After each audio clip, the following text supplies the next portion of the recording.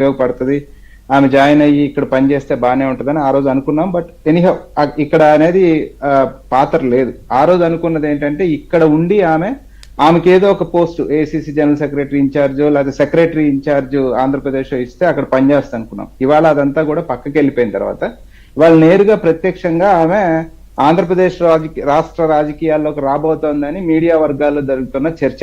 సరే, కాంగ్రెస్ పార్టీగా కాంగ్రెస్ నాయకుడిగా ఎలా ఉంటదంటే డెఫినెట్ గా రాజశేఖర రెడ్డి బిడ్డగా 2014లో కావచ్చు, 2019లో కావచ్చు, కాంగ్రెస్ పార్టీ స్కీమ్స్ కావచ్చు, కాంగ్రెస్ పార్టీ ఐడియాలజీ కావచ్చు, కాంగ్రెస్ పార్టీ చేసిన మేళ్లు 10 సంవత్సరాలు మొత్తం కూడా వైఎస్ఆర్సీపీ ఎత్తుకెళ్ళిపోవడం జరిగింది. దాన్ని మేము కౌంటర్ చేయడంలో కావచ్చు, లేకపోతే మాకున్న రిసోర్సెస్ తక్కువ అవడంలో కావచ్చు, చెప్పుకోవడంలో కొంత మేము వెనకబడిన మాట వాస్తవం.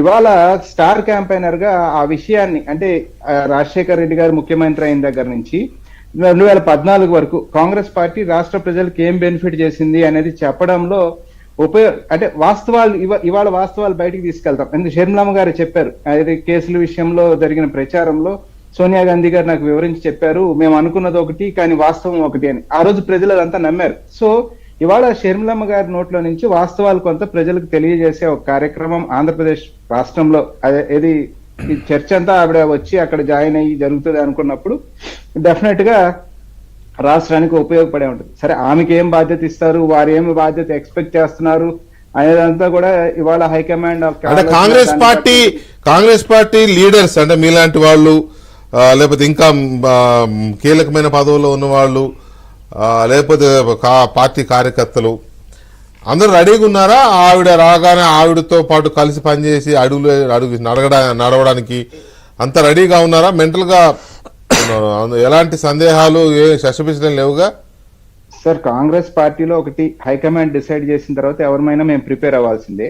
మోర్ ఓవర్ మా విషయాలు ఎంతైతే అబద్ధాలు ప్రచారం జరిగినాయో అదంతా కాదు అనేది ఆవిడ నోటితో చెప్పినప్పుడు ప్రజలు నమ్మే అవకాశం ఎక్కువ ఉంటుంది. కాబట్టి ఖచ్చితంగా అది బెనిఫిట్ జరుగుతుంది. సరే, ఎంతవరకు అవకాశం ఏంటి అన్నప్పుడు, ఆమె పాత్ర ఏంటి అన్నప్పుడు డెఫినెట్ గా ఇప్పుడు ఆవిడ అంటే ఆ కేడర్ లో నమ్మకం చేకూర్చడం కోసం కావచ్చు, లేకపోతే పార్టీని ఓన్ చేసుకోవడం కోసం కావచ్చు, ఇప్పుడు షర్మిలమ్మ గారు ఒక స్టార్ క్యాంపెయినర్ గా ఆంధ్రప్రదేశ్ రాష్ట్రంలో ఇవాళ కంటెస్ట్, ఇందాక నేను రఘురామరాజు గారు ఇది కూడా చూసి మీరు మాట్లాడితే మాటకు ముందు ఒకసారి మాటకు వెనక ఒకసారి స్టార్ క్యాంపెయినర్ అంటున్నారు.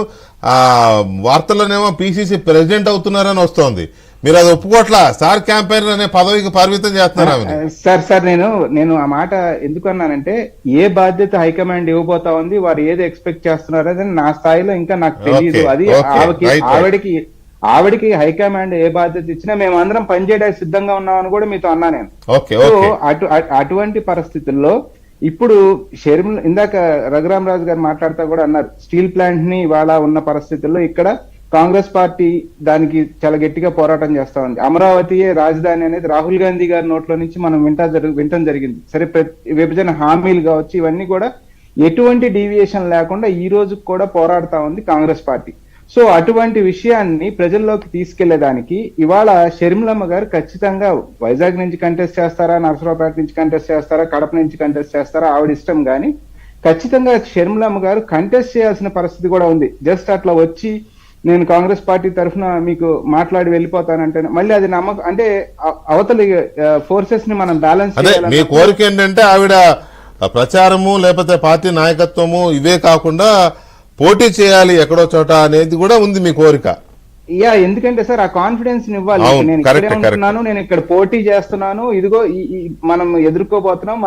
ఇప్పుడు ఎవరికి ఓటు పెరుగుతుంది, ఎవరికి ఓటు తగ్గుతుంది, ఇవన్నీ డిఫరెంట్ చర్చ. అది కాంగ్రెస్ వాడిగా నా కాన్సెప్ట్ ఎంతసేపు ఎలా ఉంటుంది, ప్రజలు ఆలోచిస్తారులే. పోటీ చేయకపోతే కాక మీరు అన్నట్టు పోటీ చేయకపోతే ఎందుకు పోటీ చేయట్లేదు ఈవిడ అని చెప్పి ప్రజలు ఆలోచిస్తారు. మంచి ఆలోచనే. సో ఇటువంటి పరిస్థితుల్లో ఆవిడ పోటీ చేయటం ఒకటి, తర్వాత డెఫినెట్ గా ఆవిడ రావటం వల్ల ఏ సీనియర్ కాంగ్రెస్ నాయకుడు రావటం, అంటే తిరిగి గర్వాప్సి రావటం వల్ల కానీ ఆవిడ రావటం వల్ల కానీ డెఫినెట్ గా మా ఓటు శాతం అయితే పెరుగుతుంది అనే నమ్మకం ప్రతి ఒక్క కాంగ్రెస్ కార్యకర్తలో ఉంది. And at the same time even common man కూడా వాళ్ళు డిస్కస్ చేస్తా ఉన్నారు. డెఫినెట్ గా మీకు కనుక షర్మిలమ్మ వచ్చి పార్టీలో ఉండి ఆమె లీడ్ తీసుకుంటే మేము చాలా మంది వస్తాము, ఇన్ఫాక్ట్ రిటర్న్ వస్తామని చెప్పే వాళ్ళు కూడా చాలా మంది మాట్లాడుతున్నది. నేను అనేది లీడర్ స్థాయిలో కాదు sir, second category, third category ఉంటారు కదా, వాళ్ళు కూడా ఇప్పుడు దాకా మనం అక్కడ ఒక్కపోత అనే మాట మాట్లాడుతున్నాం. సో ఆ తరహా నాయకులు కూడా ఖచ్చితంగా వచ్చి ఈ కాంగ్రెస్ పార్టీని మళ్ళీ బలోపేతం చేసుకుందాము, రాష్ట్ర అభివృద్ధి కోసం మనం పాటుపడదాము, షర్మిలమ్మ గారు పోటీ చేసి ఎంపీగా ఉండాలనేది చాలా ఫ్యాన్ పార్టీలో ఫ్యాన్ తిరక్క ఒక్క పోసే వాళ్ళందరికీ మీరు ఏసీ పెడతారన్నమాట. Right, okay. మురళి గారు నమస్తే, చాలా కాలం తర్వాత. సార్ నమస్కారం సార్. అవును, చాలా కాలం. మురళి గారు, మీరు కాంగ్రెస్ పార్టీలో మంత్రిగా కూడా చేశారు. పార్టీతో కానీ, రాజశేఖర రెడ్డి గారితో కానీ, ఫ్యామిలీతో కానీ కొంత సన్నిహితమైన సంబంధాలు ఉన్నాయి. పార్టీ నాయకత్వంతో కూడా మంచి సంబంధాలు ఉన్నాయి కదా. సో ఇప్పుడు తెలుగుదేశం పార్టీ లీడర్గా ఉన్న మీరు